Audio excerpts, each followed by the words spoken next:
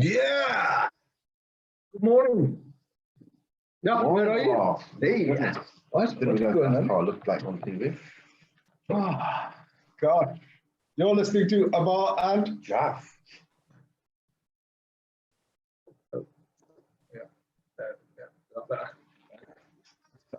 Live on our weekly radio show. Each week we bring some news, views, and one or two clues from the business world. Asian Business Connections aims to connect, support, and promote the Asian and wider communities. And we'll be talking shop quite literally, not just corner shops. Whether you're looking to start a business, have an existing business, or you just want to talk business, we can help. We can help, and we do help, don't we? Absolutely. It's crazy. So what's going on, Jalf? Gosh, where do we start? Are we talking local, national, international? All over the world. I think if you start locally, since the last time we were on, I think Newcastle as a city, for me at the moment, what I experience being in the city centre, there's a lot of impetus and a lot of hype because of what the football is creating. I think you can sense it amongst people on the streets, the local businesses, that the football is beginning to make a huge impact in the city, as it used to do maybe something like 15 years ago. It's incredible to see the level of feel good factor. Yeah, and the fact that they've actually they've won 3 games on the trot, and all of a sudden it's gone from sack this manager to his first 90-something days. I don't think there was ever. No, there was. Well, okay. I think it might have been very minimal. There was. It was like, oh, he's the wrong. I mean, I remember some of the pundits going, was he the right person? You know, he's picking up this, and all right, it's dead easy to like sort of enjoy and laugh and all of that when you're winning, Jalf. It's dead easy to do that. Yeah. And then equally, it's dead easy to sort of criticize that. I think society is such that everything is very instant. So you lose a game. I think with Eddie Howe, I haven't really noticed that, but generally you lose a couple of games. The media, they just want to attack individuals, and then you win a couple of games. They're the best thing since sliced bread.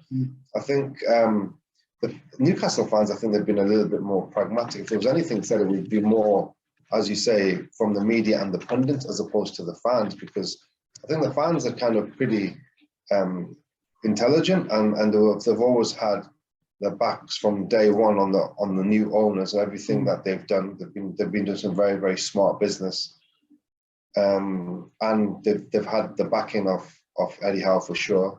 I think fans were very patient. Just needed him a bit more time to get his kind of influence into the team. But overall, as a city, the feel-good factor is incredible. When you speak to some local football people, such as the Shearers of the world, they are also very excited and very they can just feel a change. So I just think that if Newcastle stay up from a business point of view,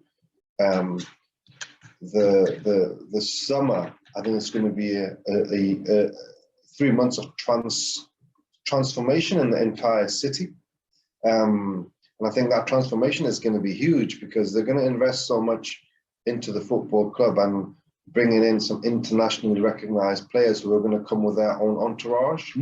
The business that will bring into all the hoteliers and hospitality is going to be enormous, because when a player comes, and some of these players from abroad are far, they'll come with their entourage of 20 people.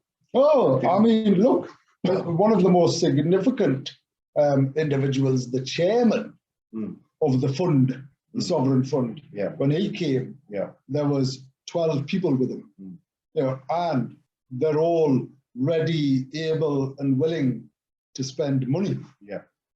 and they have to sleep somewhere. They have to be eat. fed, they have to eat somewhere.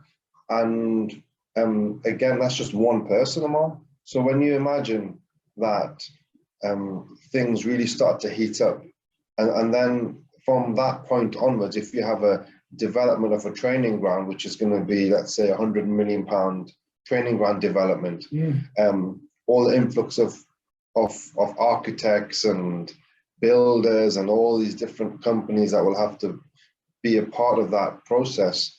So it's just going to be great for the city. Even their own investments are going to lead to generating X amount of millions of pounds for the city.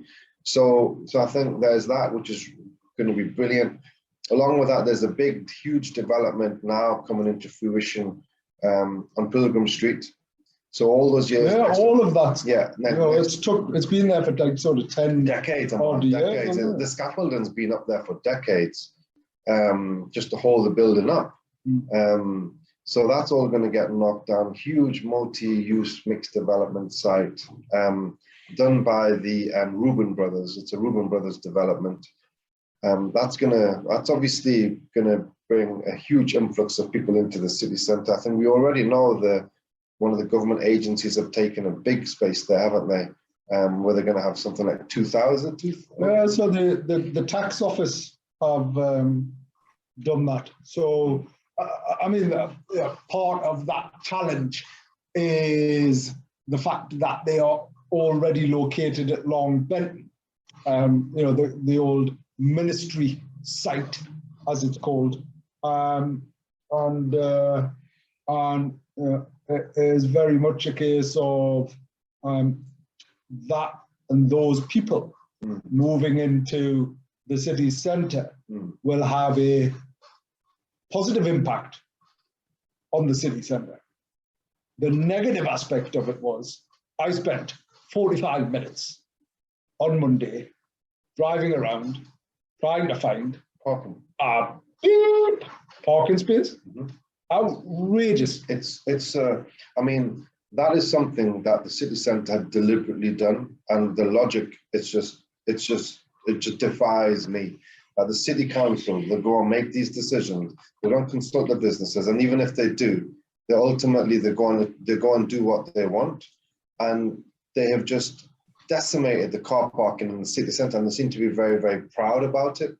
I mean, maybe it's that they live locally within a bike ride from their home to work. Look, as in, I would never force anybody to drive, right? I would never go, you must drive. I would equally never force anybody to walk anywhere, right? I wouldn't force anybody to do anything. Yet this focus on get on your bike and use a bike, I'd be quite scared of being on a bike. Well, you know how many people die in London every year on a bike? I would like to see the city councillors that have promoted this bike. Well, let's get on your bike today, my friends. Yeah, get on your bike. I'm sure you can't say that. Why not? Well, actually, we're saying it in the best intention, as in you're telling us to get on your bike. I'm not asking you to get on your bike and get blown away in the wind or anything like that and fall into a ditch. I'm not even thinking about that. I'm just saying that your balance might be a little bit skewed today, gentlemen. But I think the city council, they don't take responsibility for their actions, which is really, really disappointing. I personally feel they've made so many decisions that are not in the best interest of the city centre. Because we're not Birmingham, we're not London. The car parking was respectably fine. Grey Street was a beautiful street. There was lots and lots of parking there, and it looked really beautiful with the cars that were there, and you need the cars to come up to the city centre. I'm not saying that we don't want you to increase that, but it was what it was, and it worked perfectly fine. And you do need to have more parking space, and when you have these mixed-use developments, yes, you might need to get some more parking in basements and a part of developments and multi-story car parking in and around the city centre, because there isn't enough. If we don't do that, then people they're just not going to come into the city centre in the future. They'll go out of town or they'll go to other places because the parking would be a big issue. And then you have people that work in the city centre, it's a nucleus of the city. So you have to, I mean, these 2,000 people that are coming, I'm assuming, or however many it is, I'm assuming they're going to be coming on buses. Because, you know, for them, I bet one of the things that they're going to be thinking when they go to, is it? Sorry, when what? When people are going to work at the existing tax office in Long Benton, right? It's got huge car parking. Huge amount of parking. 4 lane ends across the road. Yeah. Huge So amount of now parking. they're making the transition from there to coming to the city centre. Now, where are they going to park? And are those people, they're going to get the bus? And that's going to be, what, a 45-minute journey? And when they finish work, so that's going to add another couple of hours to their day. Now, the lifestyle for those individuals, it's going to become more, it's going to be a harder lifestyle. It's going to be an unenjoyable lifestyle. It's going to add more time and more stress to their lives. And whilst, yes, we want to save, they might come up with all these statistics, which I don't personally believe in, that, oh yeah, the congestion in the city centre is destroying the world and this, that, and the other. But the amount of stress that they're going to add for individuals, they're not just thinking about. So that needs to be revisited, and I don't know who is going to kind of change the stance of the city council, but something needs to happen so that your good self can go and park easily in the city centre of Newcastle. It's the so from a family point of view, right? Because here's the thing: looking at it like a transport strategy needs to consider the impact that it has on the whole community, right? So if, for argument's sake, we were unable to drive into Newcastle, there'd be 4 of us, and it would cost £30–40 there and back. Yeah. So as a family, all of a sudden, I'm going to struggle to afford to come into town if I'm forced to use public transport. There's an argument that the cost of public transport goes up because it produces taxes and levies and all of that. So there's almost such a big challenge around this.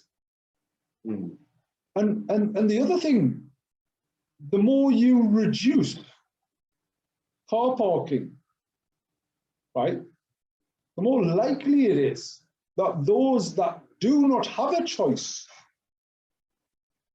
other than driving because they're less abled or disabled, Jalf, what happens to them? Just get thrown in the bin, according to what the policies. I mean, that policy all seems to be. Well, as in, I was just, because as I was driving around, I noticed probably in and around that whole Pilgrim Street where there were several car parks, you couldn't even get up that road. Well, it's shocking. I mean, so I was like, oh my gosh, what am I going to do? And I'm trying to think, so coincidentally, I've managed to, some wonderful person was getting in the car. I drove around, because I'll tell you where you can find a spot sometimes is next to the Lang Gallery. You know, there's 4 or 5 spaces there. Yeah. But even then, I drove around there and was sat there thinking, right, I've got no choice. I'm going to be late. I can't afford to drive anywhere. Don't know what I'm going to do. But yeah, I was almost tempted to leave the car. Now, my good wife would kill me if I ever got a parking ticket on purpose. But it was a really important meeting. I was saving the world. It is. And I couldn't park my car. It's a bad state of affairs. Anyway, it is what it is. So, very quickly on that, you have all these new cycle lanes that are not in use. I do not see people using the cycle lanes, dear sirs, at the city council. No. But you're still adamant about having more cycle lanes. But if you did a survey, it's causing more congestion. Well, of course. This is the problem. And it's not, because it's not simply car traffic. it's the buses. Mm-hmm. So if you sat on a bus, the buses are going to generate, and they do generate, far more pollution than a little car.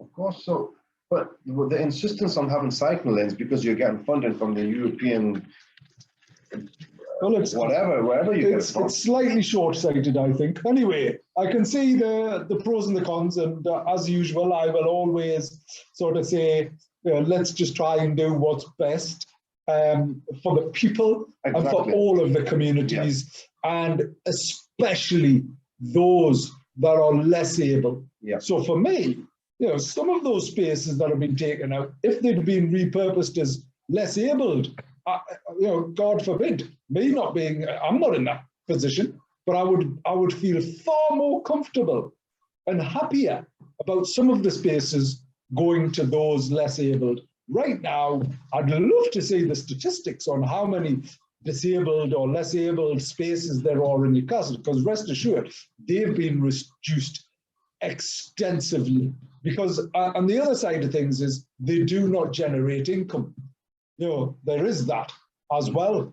So anyway, it is what it is. On the positive side, everyone's buzzing in Newcastle. It's wonderful to see. What do you think about Middlesbrough, Jalf? I don't mean as a place, I'm talking about the football. I think they're kind of towards the top of the league, aren't they? They're not at the top. No, man, as in from a cup point of view and everything else, as in they've done. Yeah, they're doing that. I think they're doing well. I think, look, it's nice to have Middlesbrough in the Premier League. I think it's fantastic. And it would be nice to have Sunderland in the Premier League as well one day. But I think they're way. They're a long way away at the moment. So that's the local position from how we see it. The city centre, there's a lot of development, a lot of progress. I think the dynamic of the city centre is going to change over the next 2 or 3 years. And I think there's going to be more and more people in the city centre. I think the city council need to think about that in terms of giving access to parking in order to allow those that drive to come in the city comfortably. So on a local note, I think that's where we are. I guess some other key points in business. I'm part of a few different groups around the country, hospitality groups. I think the biggest concerns for businesses at the moment, and everyone needs to really look at this, is the cost increases and all. They are absolutely astronomical, and we're getting hit from all across the board. And I think that's going to it's going to be heightened in the next few weeks and months. So whether it be utility bills going up ridiculously, to raw materials costs going up ridiculously, I think the transportation costs have had its impact on the cost of materials. It's just a perfect storm. Yeah. And excuse the analogy, given the fact that Storm Eunice is here, and for the first time in 3 decades, and for the first time ever in London, Jalf, there is a red weather warning. First time in London. Everybody being told to stay at home. Well, I think that's not a difficult transition to make these days. No, it's not, but it's still quite a scary one as a consequence of the weather, because the likelihood of imminent challenge, imminent danger on life is there. So they're expecting scaffoldings to fall over, they're expecting roofs to come off. Trees to be it's just like, oh my gosh, it's crazy. I'm sure there was a James Bond movie, wasn't it? Where they control the weather. There's a satellites. Let's control the weather. I mean, look, I think it's not the right medium to talk about the weather control that's happening as well. Some people can press buttons and bring storms to certain countries and this, that, and the other. Maybe it's Mr. Putin that's doing it. We don't know. So the costs. So 5.4%, Jalf. 5.4% was the rate of inflation last month. That's so it's the first time. Well, it's always been kept less than 2%. So the monetary policy up until 18 months ago, right, was to keep inflation at 2%. and it wasn't getting anywhere near, because some inflation's good for the economy. It just helps things move along and grow, and the opposite of inflation is deflation, where stuff isn't valued as much. Where in Africa you've got examples of incredible deflation and inflation, where stuff is, if you were using cash, don't know if you've seen those wheelbarrows, because their money is worth so little, they need a wheelbarrow to come and pay for a packet of crisps and things like that. That's crazy. Anyway, coming back to here, 5.4% is it hasn't been that for sort of decades. I think they were talking about 70s when actually, and I don't know if you remember this or not, Jalf, because I certainly can't, because I wasn't born, but they went down to 4-day work weeks. Really? So in the 70s, in the early 70s, because of the cost of living, factories would shut and people would stay at home for 4 days. So the work week was reduced to 4 days.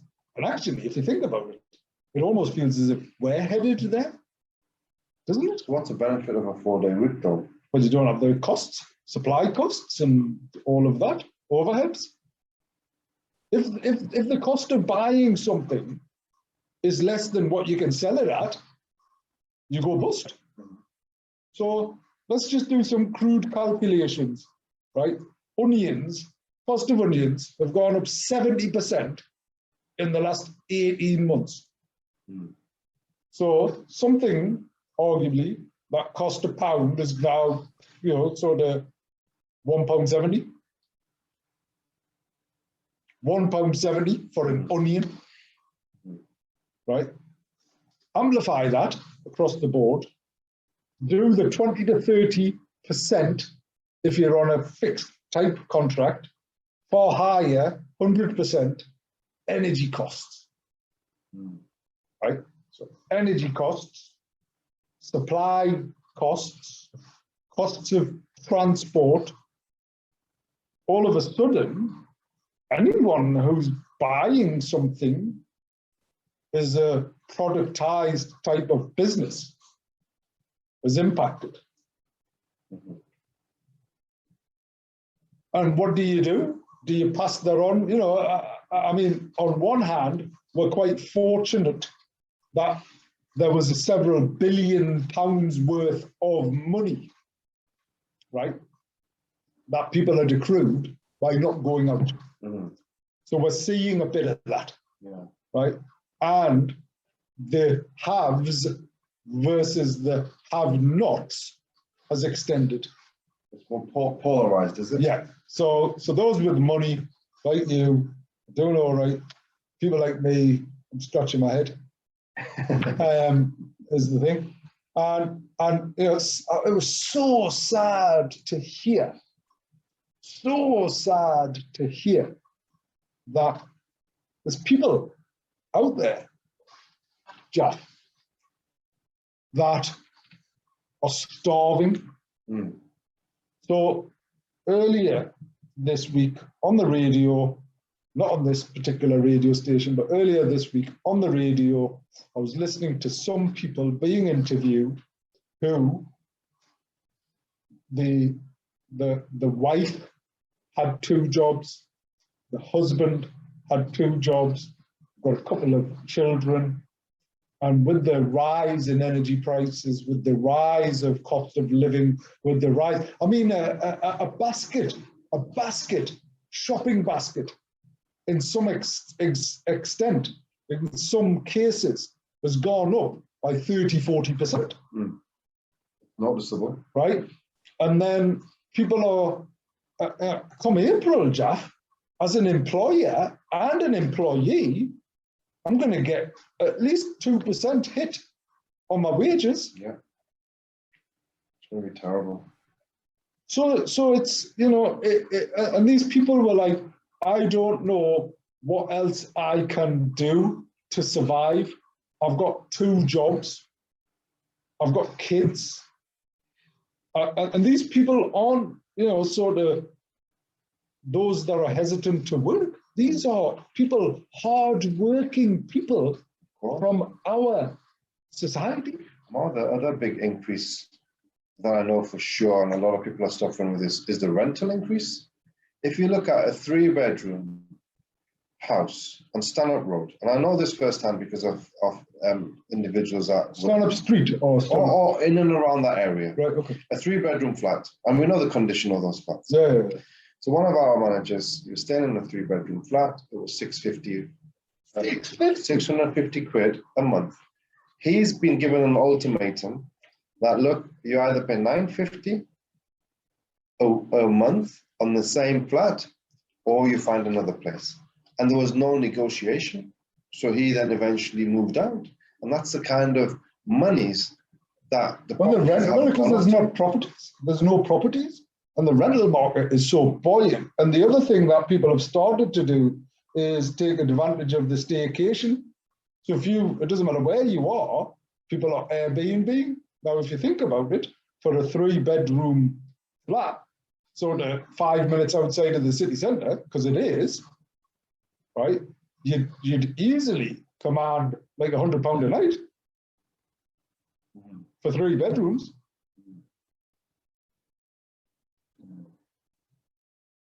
So you need to think about, all of those things.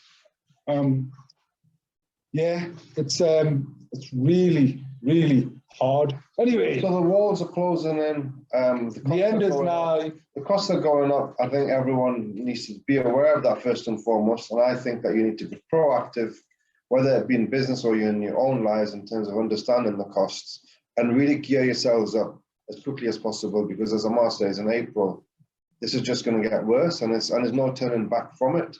I think the only way is that everyone looks at their costs, becomes savvy in terms of look at all the ins and outs of your business costs, and look at ways that you can maximize business without the cost going up. So an example could be that, and we're looking at that, if you look at different time zones of a business and you're able to do some more business within a certain time period, whether it be Saturday morning, for example, your rent and your rates are not going to go up, and that's quite a big one. Your electric bill may go up a tad, but you've got this fixed costs, and you got all the service charges, and you got all the whatever else you call it. You have to pay these standing charges.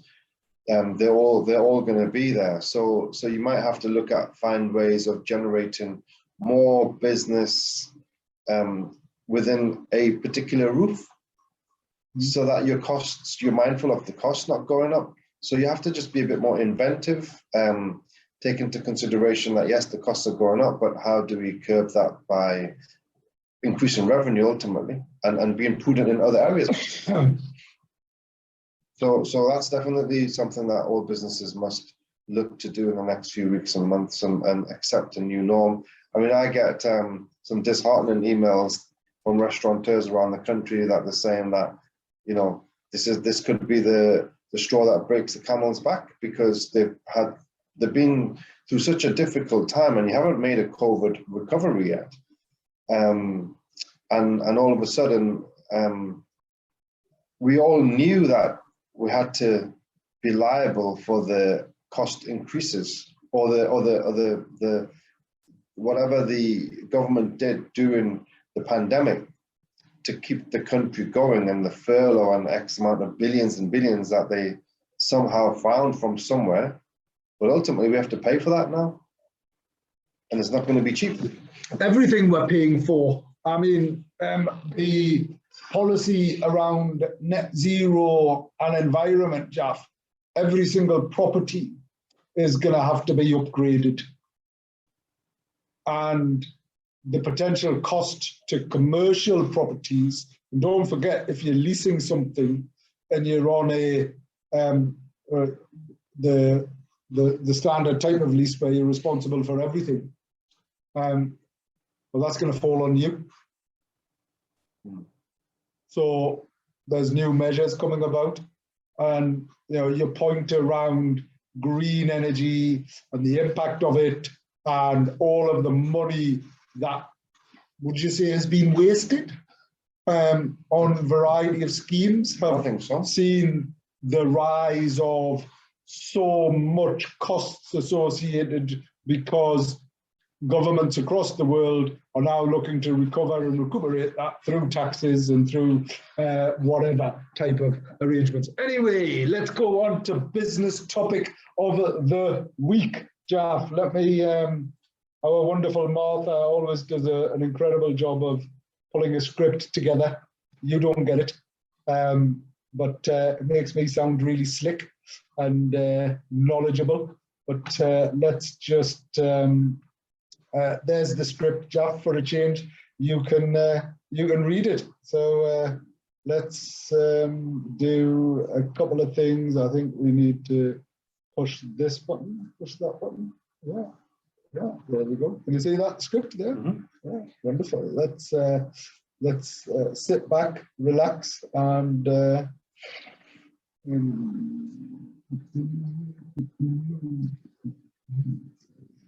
think it's a very, very interesting topic this week. It's something that I really kind of connect to. Right, you'll have to speak up for the benefit of the tape. So where am I going from? Business topic of the week. Storytelling in business. So think of your favorite film. What is it you like about it? The cinematography might have won awards and the music might be stuck in your head on a loop. But if you don't understand the story, would you still like it? Storytelling in business is just as important. Actually, let me move it to I think it's better if you. No. I like you do. I wasn't very good at English at school, you know. Still not. There's a thing. Someone's recorded that somewhere. It's going to be broadcast. Oh gosh, I'm not very good at picking up a mouse, and you're not very good with computers. No. And I've got a degree in IT. I ran IT for a big corporation. Oh my gosh, it's what's going on here? Let's right. Let's do, and that's obviously going back there. We're sharing that. Right. Okay. So, storytelling in business is just as important. An engaging story helps people connect with your product. It helps them to see the value of it, therefore it makes it more likely to invest in it. Whether that's a customer or an actual investor, storytelling is especially important in a pitch. You need to convince your investors of the need and demand for your business before they are going to be willing to invest either money or in time into it. A good example is Snag Tights. The website states that 90% of tights wearers couldn't find tights that actually fit. So they set out to create comfortable and affordable tights that were specifically designed to fit a variety of body shapes and sizes. How more effective is that than if they had simply stated that they sold tights in a range of sizes? Airbnb took one further step. When they were designing their customer journey, they collaborated with a Pixar artist to create a storyboard detailing the experience of both their customer segments. It is a clear demonstration of their value proposition while encouraging the viewers to connect with the journey and the experience. So a great way to think about your story is to use the structure that Pixar use for their award-winning films. Once upon a time, there was Jalf. And every day, Jalf would get out of bed and work all day until one day he decided he wasn't going to get out of bed and work all day. And because of that, he has the most comfortable bed in the world. And because of that, he has lots of fun in his bed until finally he was dead in his bed. That's a structure. Don't follow that story. But the structure of it is once upon a time. So something somewhere, something happened, and every single day this was going on. until one day this happened because of because of that, until finally. So for example, Brewdog tell their story like this. Jalf? Martin and I, James, were bored of the industrially brewed lagers and stuffy ales that dominated the UK beer market. We decided the best way to fix this undesirable predicament was to brew our own. Consequently, in April 2007, Brewdog was born. But only 24 at the time, we leased a building in Fraserburgh, got some scary bank loans, spent all our money on stainless steel, and started making some hardcore craft beers. We brewed tiny batches, filled bottles by hand, and sold our beers at local markets and out of the back of our beat-up old van. Our biggest mission when we set up Brewdog was to make people as passionate about great craft beer as we are. And that is a story, that is still our biggest mission today. So there was Martin and James, bored of something and wanted to do something about it. And they done something about it. And Brewdog are now a £1 billion company. They've done an incredible job. They've got a fantastic story. So all the best brands have a compelling story. Jalf, you tell yours, as in you go, we looked at the restaurants and the Indian restaurants and the offer here, and we just didn't want to do the same old, and we've always pushed out the boat, so to speak, and innovated, and went to India. I'm not just connecting that to the story, though. I think what we need to try and understand here, when you talk about restaurant concepts, if you want to get a true, genuine restaurant concept, you need to have a story. And your story is effectively your restaurant concept. And if you can tell a genuine, true story, and then from that story, that forms your concept, you then have an amazing beginning of a great business. And those that just go into business to open a restaurant, they're thinking about the aesthetics, and then you're thinking about a kitchen, and then you're thinking about the chefs, and then ultimately all of that is done, and then you think about the menu, that's all upside down. Because your story needs to be the first thing that you sit with around a table, and then from that journey, once your story is locked down, then you begin to do all the rest from that. So this is great advice for anyone looking to start any business in any field, any sector. You begin with a story, A4 piece of paper, maybe it's double-sized A4 max, and everything is outlined on that story. And actually, I'm going to share one of our tools that we have around storyboarding, and not just storyboarding, but also looking to the future, right? Because seeing the future can help predict the present. So looking at where do you want to be helps inform how you're going to get there. And all of the biggest brands in the world, all of the biggest, most successful organizations have a story. The most influential people in the world throughout history told stories. Every single religion is based on telling stories. It is. And I think everyone finds stories intriguing and interesting. Well, it's incredible though, isn't it, Jalf? Right?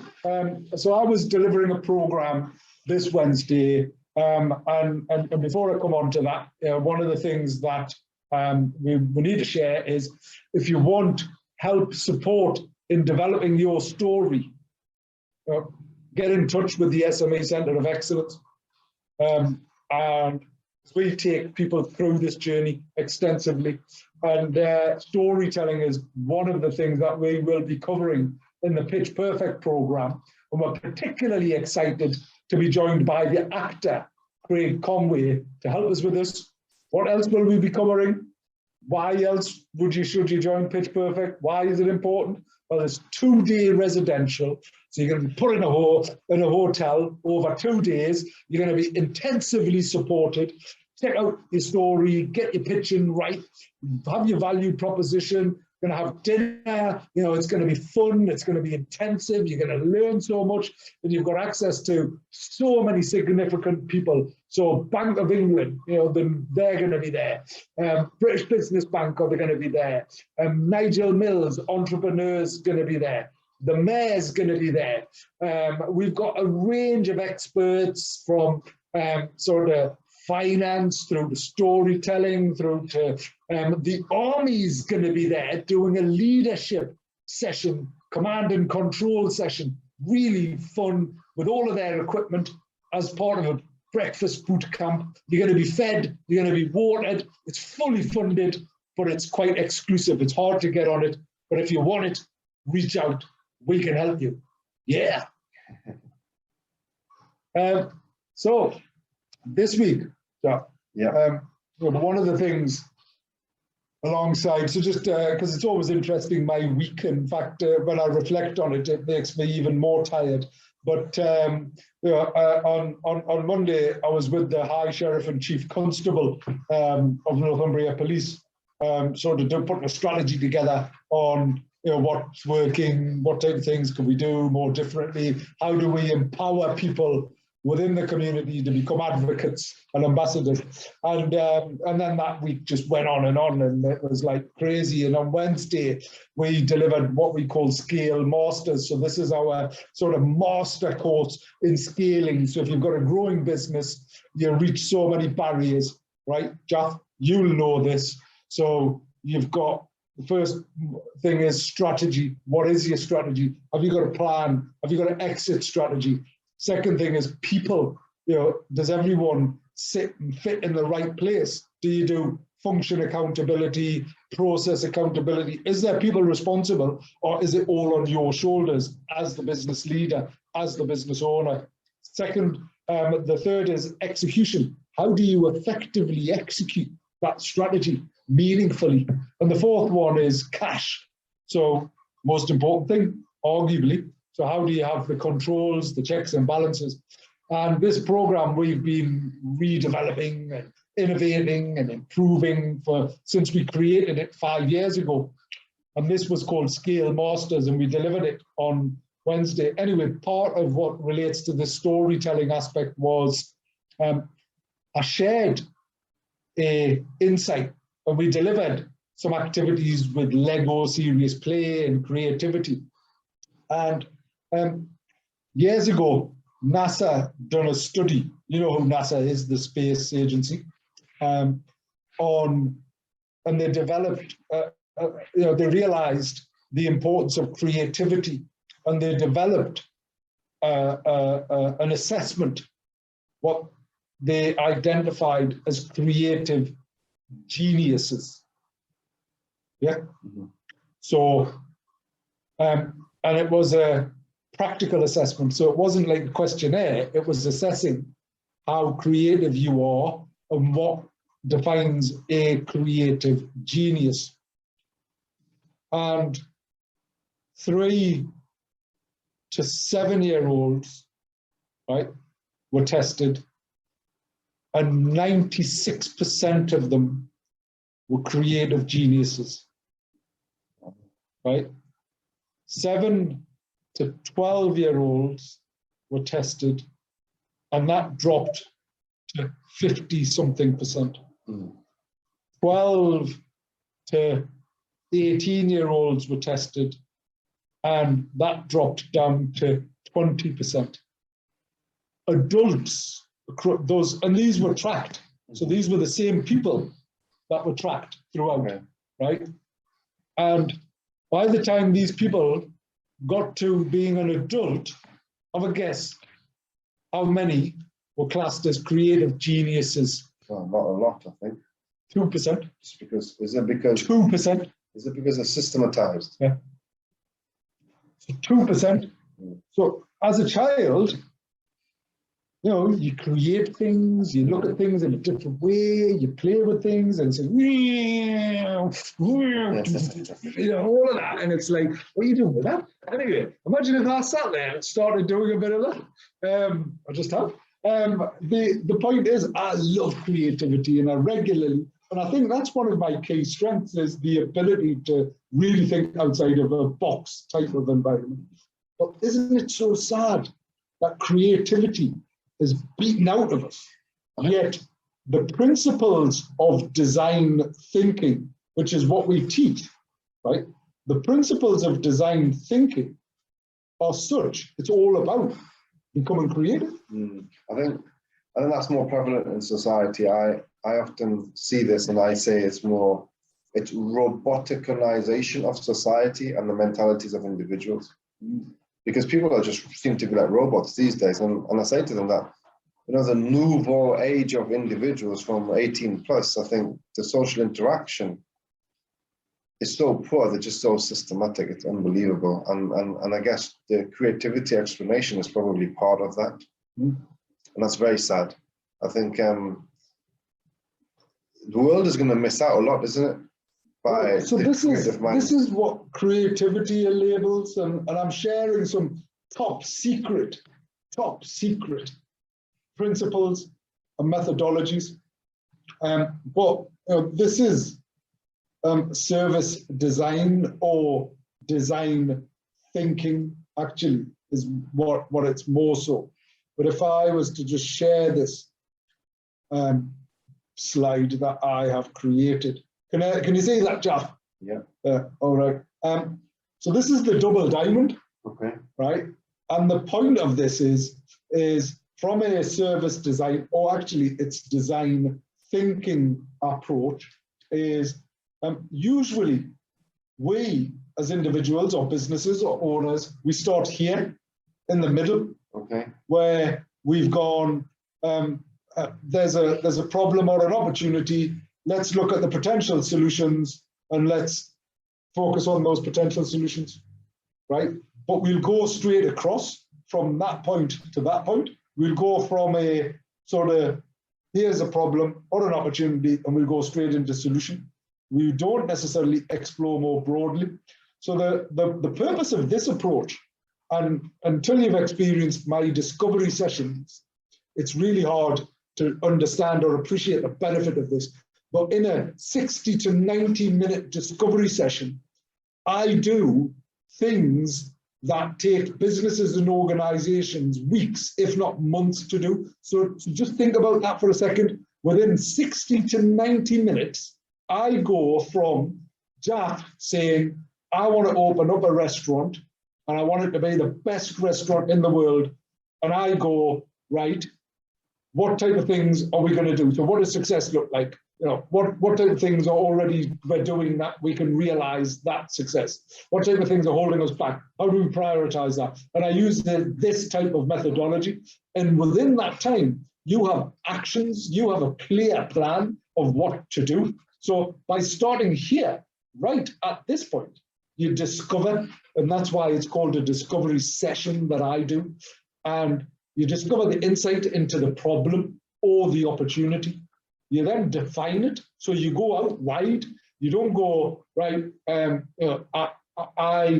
people aren't turning up at work on time. So, right, I'm going to start docking them money or I'm going to sack them or whatever. So you don't make those type of assumptions. You go, all right, why aren't people turning up at times? And you ask 5 whys. So few members of staff aren't turning up on time. First why aren't you turning up on time?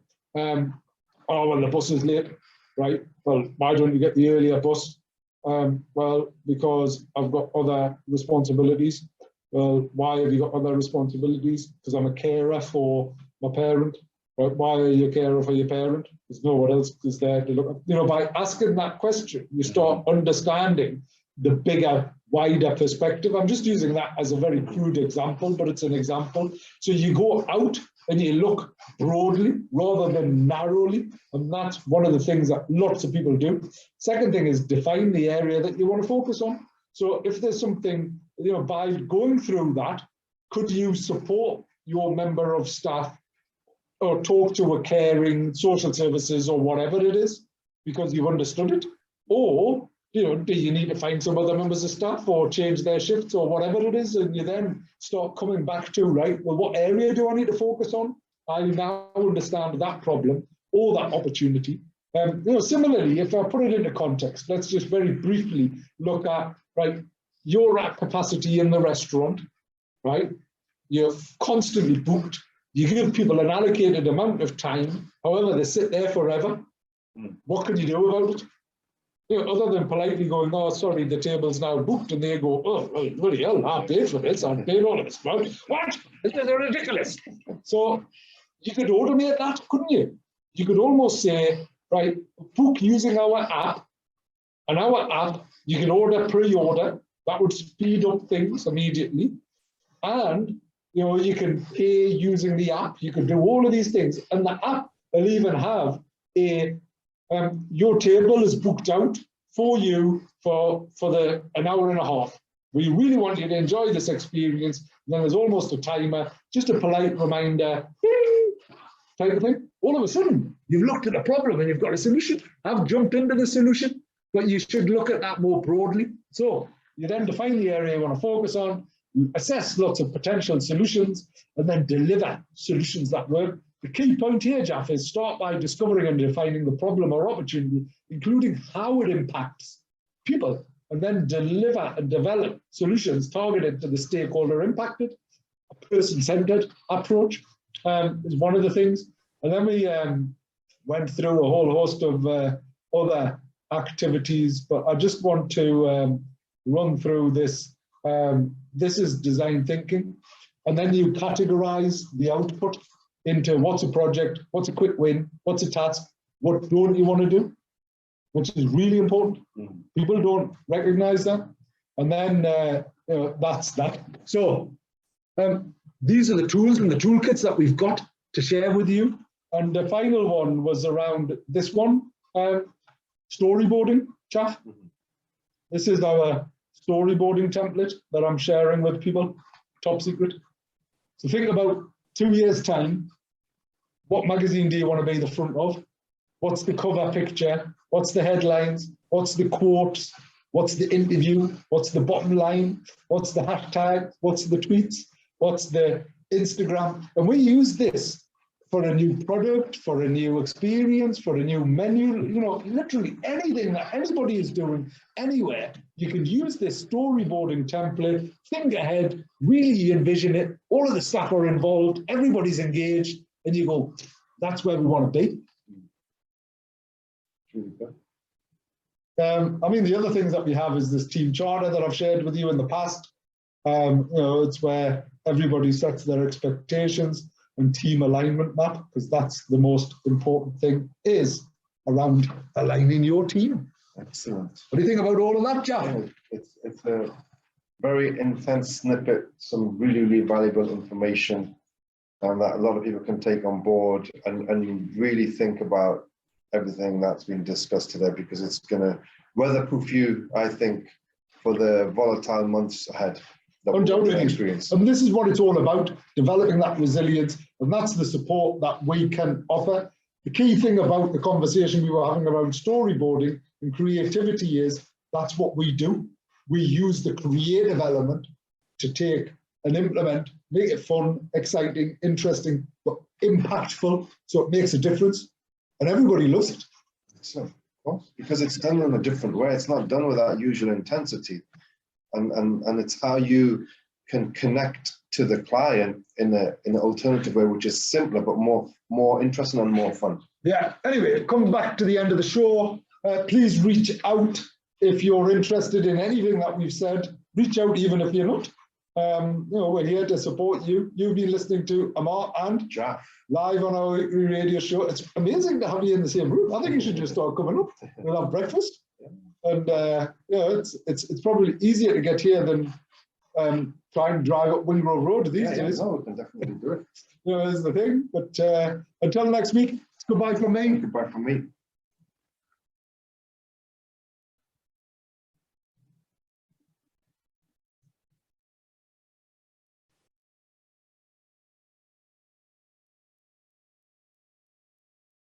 4 hours a day, 7 days a week. Spice FM 98.8 FM. Rail passengers are being urged not to travel today if possible due to disruption caused by Storm Eunice.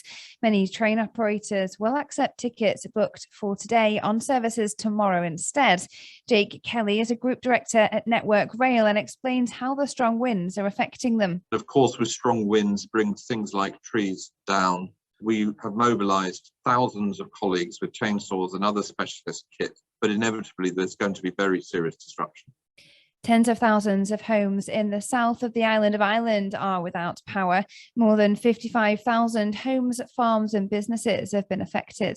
Olympic diver Tom Daley has completed his Red Nose Day challenge of rowing, swimming, cycling and running 290 miles from London to Plymouth. And Kendall Jenner has been hit with a copyright lawsuit against her tequila brand, 818 Tequila. That's the latest from Radio News Hub. I'm Freya Chappell. Radio Works. Barclaycard Payments' latest quarterly SME barometer shows 2022 has started positively for many small businesses. Entrepreneur Joe Fairley explains why. Despite the background of rising energy costs and inflation, 2 in 5 small and medium-sized businesses plan to hire on average 6 new employees before the end of March, while 58% are predicting an uptick in revenue this quarter compared to the same period in lockdown last year. That is just so positive. A red weather warnings in place across the UK with heavy rain and wind for most. We can expect a break of sunshine for a time around midday, highs of 9 degrees Celsius. 24 hours a day, 7 days a week. Spice FM 98.8 FM. Want to help in the fight against COVID-19? We're recruiting to our NHS Lighthouse Laboratory at Baltic Park in Gateshead.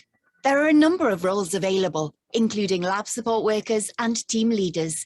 Lab support workers don't need previous experience or qualifications, as full training and support will be provided. Text COVID Lab to 60777 and see how you can take an active part in the fight against the coronavirus pandemic and help to save lives. Bossbots presents Atif Aslam live in concert.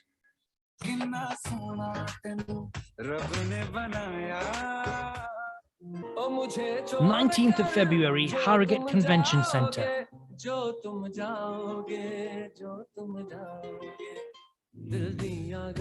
Tickets available at www.brightbeat.co.uk.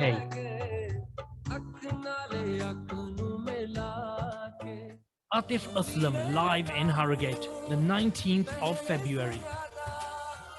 Powered by German Doner Kebab.